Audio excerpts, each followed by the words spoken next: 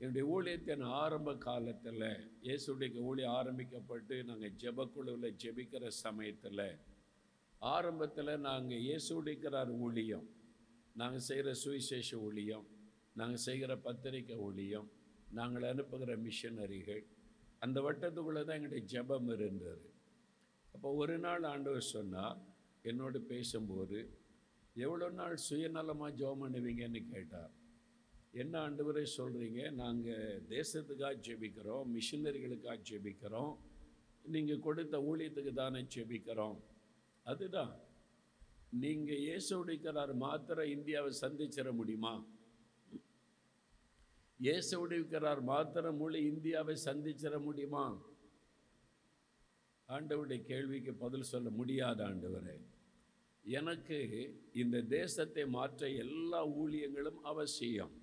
சபைகள் அவசியம், மிஷனரி ஊழியம் அவசியம், தீர்க்கதரிசி அவசியம், சிறுவர் ஊழியம் அவசியம், வாலிபர் ஊழியம் அவசியம், நற்கிரியைகளை செய்கிற ஊழியம் அவசியம். எல்லாம் இணைந்தாதான் முழு தேசத்தை மாற்ற முடியும், சந்திக்க முடியும்.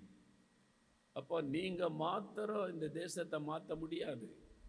எல்லா ஊழியங்களும் சேர்ந்தாதான் ஒரு தேசம் மறுரூபமாக முடியும். அப்போ என்ன பண்ணணும்? எல்லாருக்காக ஜெபம் பண்ணு, சபைகளுக்காக ஜெபம் பண்ணு, மிஷனரி ஊழியத்துக்கு ஜெபம் பண்ணு, சிறுவர் ஊழியத்துக்கு ஜெபம் பண்ணு, நீங்கள் செய்யாத ஊழியத்தை இன்னொரு செய்கிறாங்களோ அவங்களுக்காக ஜெபம் பண்ணு. எல்லா ஊழியங்களும் என் திட்டத்தை நிறைவேற்றும் போது தான் தேசத்தில் முழுமையாக என் ராஜ்யம் வர முடியும். இது ஆண்டவர் எனக்கு கற்றுக் கொடுத்தார். அதிலிருந்து எங்களுடைய ஜெபம் மாறிவிட்டது. எல்லாருக்காக ஜெபிக்க ஆரம்பித்தோம். எல்லா ஊழியங்களுக்காக, எல்லா ஊழியர்களுக்காக ஜெபம் செய்வது.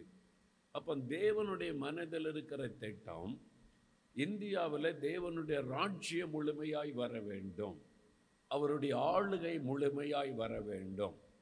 அதற்கு நான் ஒரு கிராமத்தில் உட்கார்ந்துக்கிட்டு என் ஊழியம், என்னுடைய சபை, என்னுடைய காரியனை ஜெபிச்சுக்கிட்டேன்னா வராது. என் தரிசனம் முழு தேசம், தேசத்து குறித்த தேவ சித்தம், தேவனுடைய திட்டம், அதை அறிந்து அதற்கு அர்ப்பணிக்கும் போது தான் தேவன் அதை நிறைவேற்ற முடியும்.